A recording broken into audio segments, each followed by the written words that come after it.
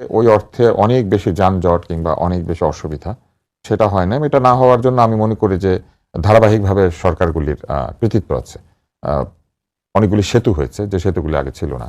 আ রাস্তাঘাটের উন্নতি হয়েছে এবং যানবাহনের সংখ্যাও বেড়েছে। আর মানুষের মধ্যেও যেহেতু তারা পরপর বহু বছর এই ধরনের যানজট এবং ভোগান্তি হয়, তারাও নিজেদের মধ্যে গুছিয়ে নিতে পারেন এখন। তারা জানেন যে কি করলে আসলে কতটুকু ভোগান্তি এড়ানো যাবে। মানুষও সেইভাবে অগ্রিম টিকেট কাটেন, সময় ফিক্স করে নেন, ছুটি আগে পরে করে নেন। নানানভাবে তারা ম্যানেজ করেন। ফলে আমি মনে করি যে সেই কারণে এবার ভোগান্তিটা খুব যে বেশি হয়েছে তা নয়। তবে যেটি হয় সেটি হচ্ছে যে এই যে প্রত্যেকবারই আমরা আশা করি যে ঢাকা শহর থেকে এত লোক বেরিয়ে যাবে কিন্তু ভোগান্তি হবে না। এটা আসলে একটা অসম্ভব চাওয়া। এইজন্য যে একটা নির্দিষ্ট সময়ে ঢাকা শহরের একটা বিরাট সংখ্যক লোক বের হয়ে যায়। একটা সার্টেন পয়েন্ট অফ টাইম অর্থাৎ ছুটির ১ বা ২ দিন আগে। ফলে এত বাস ট্রাক তো সারা বছরের জন্য থাকবে না। তাহলে কি সরকারের এটা হচ্ছে ১ দিন বা ২ দিন বা ৪ দিনের তাহলে কি চাপ। সরকারের লং টাইম ছুটিটা কোনো কাজে আসছে না? সরকার লং টার্ম ছুটি কাজে আসছে কিন্তু এই ছুটির মধ্যেও মানুষের বিবেচনা করা উচিত ছিল যে যাতায়াতের ব্যাপারটি তারা ২ দিন বা ৩ দিনের মধ্যে রাখবেন। অর্থাৎ আমরা কিন্তু ছুটি যেদিন শুরু হয় আমরা ঠিক সেই দিন থেকেই বাড়িতে ফেরার চেষ্টা করি। অর্থাৎ আমরা চাই ১০ দিনের ছুটি পুরোটাই আমরা বাড়ির মানুষের সাথে কাটাবো। সেটা না করে যদি আমরা ভাবতাম যে না আমরা ২ দিন দেরিতে যাব, ইটা ঢাকায় করে তার পরের দিন যাব, অথবা যারা আগে ছুটি পাচ্ছেন তারা আগে যাব এবং আগে ফিরবো, তাহলে এই বিষয়টা অনেক বেশি ম্যানেজেবল হতো। সারা দুনিয়াতে আপনি দেখবেন যে ক্রিসমাসের সময়, তারপরে বিভিন্ন পার্বণের সময় টিকিটের দাম বেড়ে যায়। প্লেনের টিকিটের দাম তো অসম্ভব বেড়ে যায় ডিসেম্বর মাসে। ফলে টিকিটের দাম বেড়ে যাওয়াটা কোনো অসুবিধাজনক বিষয় বলে আমি মনে করি না। আমরা চাই যে সারা বছর যে দামে টিকিট বিক্রি হচ্ছে, এই ক্রিসমাসের সময় সেই দামেই টিকিট বিক্রি হবে।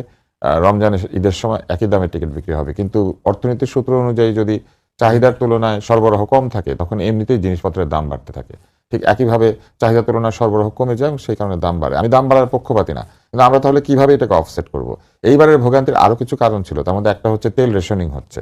তেল রেশনিং হওয়ার কারণে অনেক বাস বা বড় যানবাহন তারা তেলের জন্য লম্বা লাইন দিচ্ছিল এবং লাইন দেওয়ার কারণে সময় খুলে দিছে না সরকার, যেটা খুলে দিয়েছিল কিন্তু একেবারে শেষ মুহূর্তে এসে। কিন্তু তার আগে যেটি হয়েছে তাদেরকে লম্বা লাইন দিয়ে তেল সংগ্রহ করতে হচ্ছিল। ব্যক্তিগত গাড়ি অনেকে ব্যবহার করে, অনেকে ব্যক্তিগত গাড়ি ব্যবহার করেন, তারা এবার ব্যক্তিগত গাড়ি সেভাবে ব্যবহার করতে পারেন নাই। এবং এটা হওয়ার কারণে যেটা হয়েছে সেটা হচ্ছে যে যখন তারা লম্বা লাইন দিয়ে তেল নিচ্ছিলেন তারা টাইম টেবিল মেনটেন করতে পারছিলেন না। অর্থাৎ ধরেন একটা বাস ছাড়ার কথা ১০টা ১০-এ, সেটা ছাড়তে পারছে না, তেল নিয়ে এসে ছাড়ছে হয়তো ১২টার সময়। এবং এটা হওয়ার কারণে আবার যেটা হচ্ছে একই সময় ১৫, ২০, ৩০টা বাস ছাড়ছে, যেটা আগে স্টেপ বাই স্টেপ ছাড়তো। তো এটার কারণে একটা বের হয়ে যাওয়া বা ঢোকার মুখে এই যানজটটা হয়। তবে আমি এমন একটা জায়গায় থাকি যার কাছে একটা বাস টার্মিনাল আছে।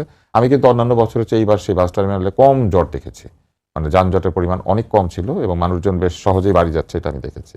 এখন কেন এটা হয় এটা নিয়ে হয়তো আপনি আলাপ করতে পারেন পরে, অথবা যদি না করেন তাহলে আমি শুধু একটা কথাই বলবো যে প্রত্যেক বছরই চাপটা কিন্তু ঢাকার উপরে বাড়বে যদি আমরা ঢাকাকে বিকেন্দ্রীকরণ করতে না পারি।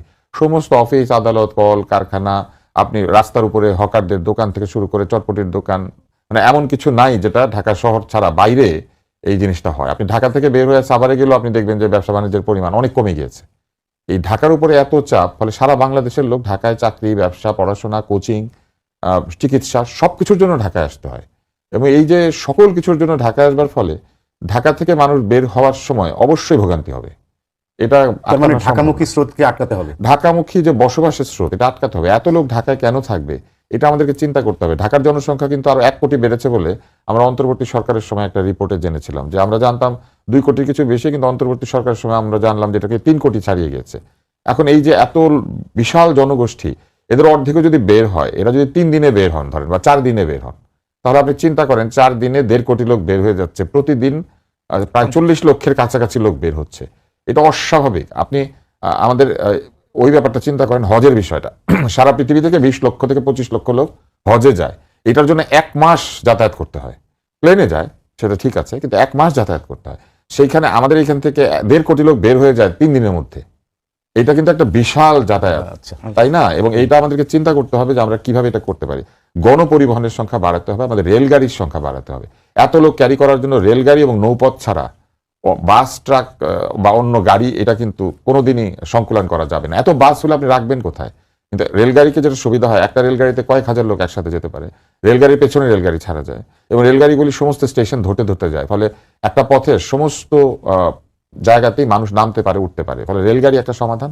আরেকটি সমাধান হচ্ছে নৌপথ। আমাদের নৌপথ যদি ঠিক হতো তাহলে আমাদের নৌপথে প্রচুর মানুষ যেতে পারতো। কিন্তু আপনি দেখবেন গরিবরা রেলগাড়ি এবং নৌপথেই যায় এবং তারা এমন অবস্থা তৈরি করে যে রেলগাড়ির লোকোমাস্টার জানালা দিয়ে ঘাড় বের করে লাইন দেখতে হয়, ফলে দুর্ঘটনার ঝুঁকি বেড়ে যায়। আমি দেখলাম গামছা দিয়ে রেলগাড়ির সাথে মানুষ বেঁধে নিচ্ছে নিজেকে এবং সেইভাবে যাচ্ছে, জীবনের ঝুঁকি নিচ্ছে।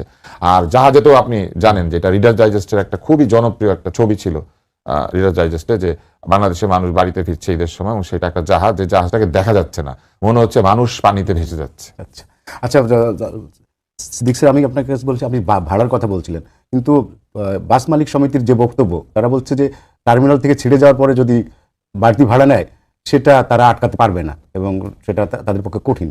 মানে কিন্তু আমরা তো জানি যে যে বাসটা, সে তো তার মালিক তো তা আছেই, তার সবাই চাকরি করে, তো তারা আটকাতে পারবে না কেন? তাদের এই যুক্তিটা কেন? দেখুন, এই ভাড়াটা আর সম্পর্কে এবার আমরা তিনটা কর্তৃপক্ষের বক্তব্য পেয়েছি। একটা হলো সরকারের পক্ষ থেকে, একটা হলো বাস মালিক সমিতির পক্ষ থেকে, আরেকটা হলো যাত্রী কল্যাণ সমিতির পক্ষ থেকে। এবং এই বক্তব্যের মধ্যে একটা পরস্পর বিরোধী অবস্থান আছে। সরকারের পক্ষ থেকে বলা হয়েছে যে বাস ভাড়া তো বাড়েনি, ক্ষেত্র বিশেষে কিছু কমেছে, এই ধরনের বক্তব্য আমরা যোগাযোগ মন্ত্রীর কাছ থেকে শুনেছিলাম। অন্যদিকে যাত্রী কল্যাণ সমিতি যেটা বলেছেন সেটা মানে তারা একটা ভয়াবহ চিত্র বাস ভাড়া বৃদ্ধির প্রসঙ্গে তারা বলেছেন, এবং সরকার যাত্রী কল্যাণ সমিতির এই বক্তব্যকে তারা চ্যালেঞ্জ করেছে এবং তারা যুক্তি দিয়ে দিয়ে দেখিয়েছে যে যাত্রী কল্যাণ সমিতি যে বক্তব্য দিয়েছে সেই বক্তব্যের মধ্যে সারবত্তা নেই, এতটুকু মানে যেভাবে তারা উপস্থাপন করেছেন সেটা বাস্তব